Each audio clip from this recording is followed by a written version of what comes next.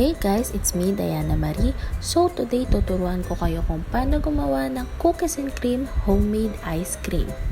In 3 ingredients only. But before anything else, huwag kalimutan mag-like, share, and subscribe dito sa channel ko. Salamat!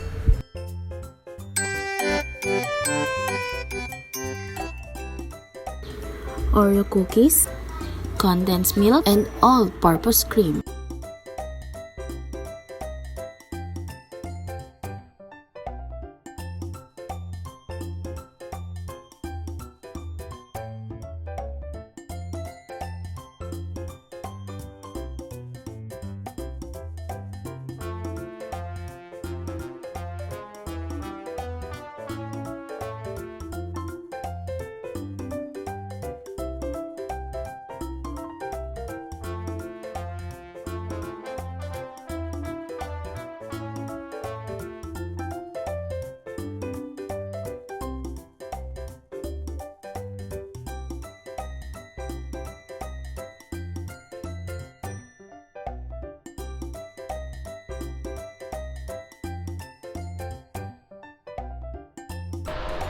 So yun guys, simuti lang natin yung mga nasa loob kasi sayang naman yung mga matitira.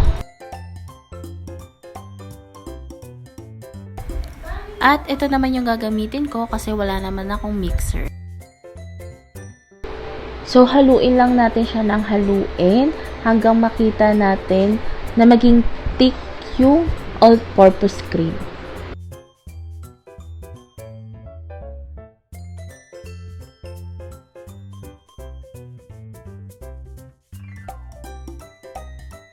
Good.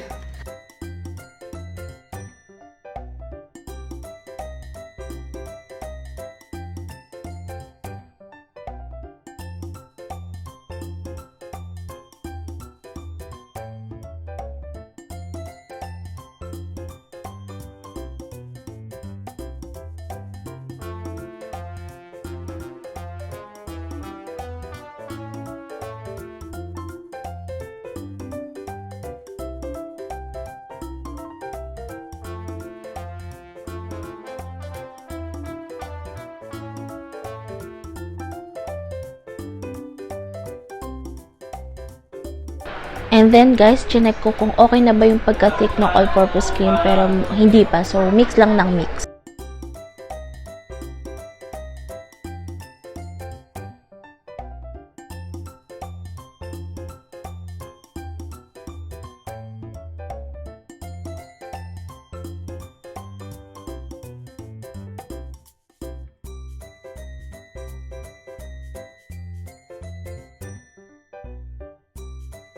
At yun sa wakas, tapos na. Okay na para sa akin yung pagka-thick ng all-purpose cream.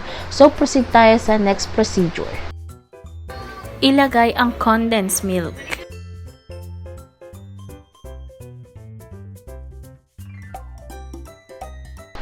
At alam naman natin tayo mga Pinoy ay mahilig sa simot.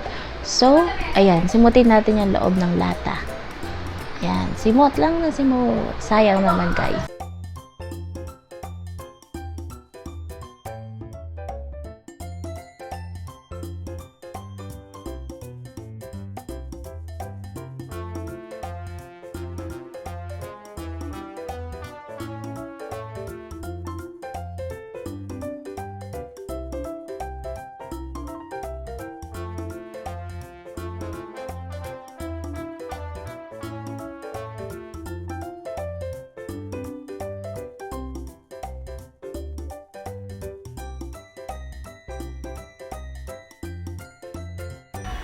Durugin ng Oreo cookies at ilagay doon sa minix natin na all-purpose cream at condensed milk.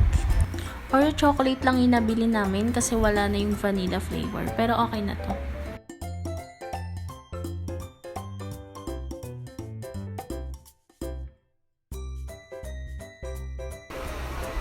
So guys, in-mix ko lang siya para mag-combine doon sa all-purpose cream and then sa condensed milk.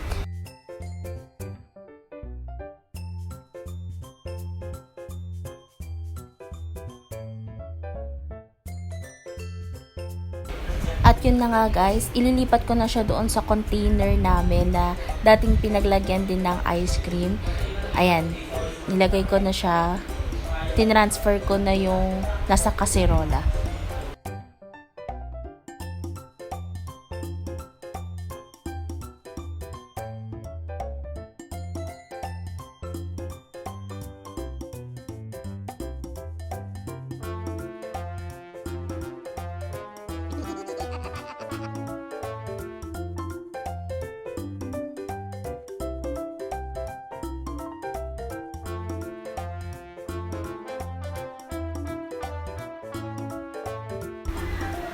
Wow!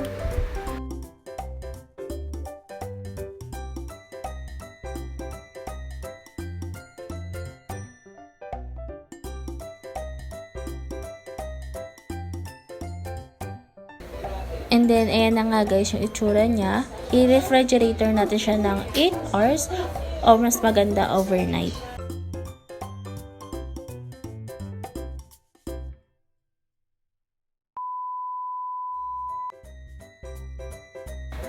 At yun na nga, hindi na nga nakatiis. So, nagbilang na lang kami ng 8 hours para matikman naman yung ice cream.